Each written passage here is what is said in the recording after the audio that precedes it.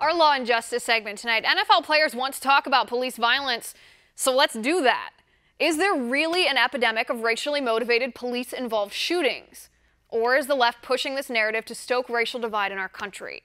Let's put the media narratives aside for a moment to look at the facts and see what someone who has actually investigated these incidents has to say. With me now, law enforcement expert and author of The Truth Behind the Black Lives Matter Movement and the War on Police, Dr. Ron Martinelli. Dr. Ron, thanks for being here. Always a pleasure to be with you. All right, Dr. Ron, you've investigated many of these cases, some of the most high-profile cases that we've seen of police-involved shootings of black men around the nation. Let me ask you, this conversation about police brutality, do we have a problem with police brutality? If we do, what is the problem? And is the narrative coming from the left that it is targeted at black men because of race, is that accurate? No, it's not accurate at all. You have to remember that police officers nationwide make tens of millions of contacts with the public, tens of millions. And out of that, almost not even a fraction of those contacts result in any type of officer-involved shootings or any serious violence against anybody, including the minority community.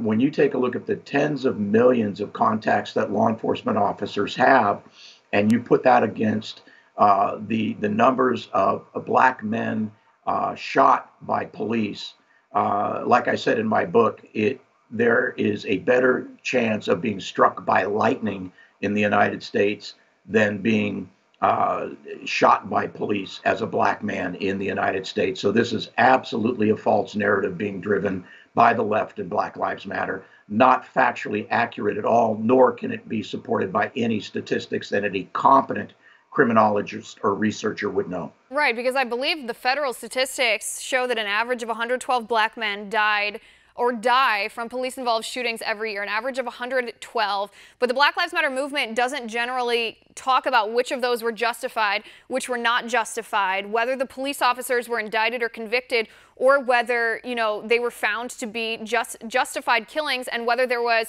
any type of civil rights investigation, meaning whether it was race-related into those incidents. I do want to push back just a little bit. There was a study done by a Harvard professor named Roland Fryer. He was studying police-involved shootings and what element race played into these shootings. He called this the most surprising insight of his career, numerical insight of his career. He found that not only are police not targeting black men, police are actually more likely to shoot a white suspect than a black suspect. That being said, Professor Roland Fryer also found that when you're talking about non-lethal force, police do engage in stronger non-lethal force when they're dealing with black suspects than white suspects. Dr. Ron, is that a problem that has to do with race? No, it's not a problem that has to do with race. It's a problem that has to do with resistance on the part of the people that contact the police. And I think what is happening here is that the police are reluctant to shoot black male suspects because of things such as the Ferguson effect, which causes them to use a less intrusive level of force, like a baton or tasers or something like that, or physical defensive tactics. And when something like that happens, yes, you're not using lethal force, but there are serious injuries that can result from that. But what you have is, instead of a shot black male, you have an injured black male. But it takes nothing away from the level of resistance of the black males. And, if we wanted to do the statistics, 7 times the number of black males shoot officers as opposed to officers shooting black males. And when the people from the left give out these statistics and they say that these people didn't do anything, the statistics are borne out that 68% of all the officers that are assaulted by people with weapons. 68% of serious injuries and deaths to officers are people with weapons. So the left and some of this fake news just isn't just borne out. And by the way, non-disclosure or full disclosure for your audience, I think everybody should know by now that I work all sides. I work for a lot of nationally prominent law firms that deal with civil rights and wrongful death, where the police are the defendants in the case, and I do prosecutions where police are the defendants in the case. Right, so you do work on both sides. No, that's very interesting. I want to go back to the statistic. So far in 2017, there have been 737 individuals who have been killed by police-involved shootings. That's so far this year through the end of September, actually. There have been 330 white people, 166 black people. But when you're talking about the threat that they pose to police officers, of these 737, 418 of them were armed with some type of gun or firearm. 114 of them, in addition to the 418, had some sort of knife on them. 71 were in a vehicle or using a vehicle as a threat. Only 32 of the 737 were unarmed. Right, and you'll never hear this from the left.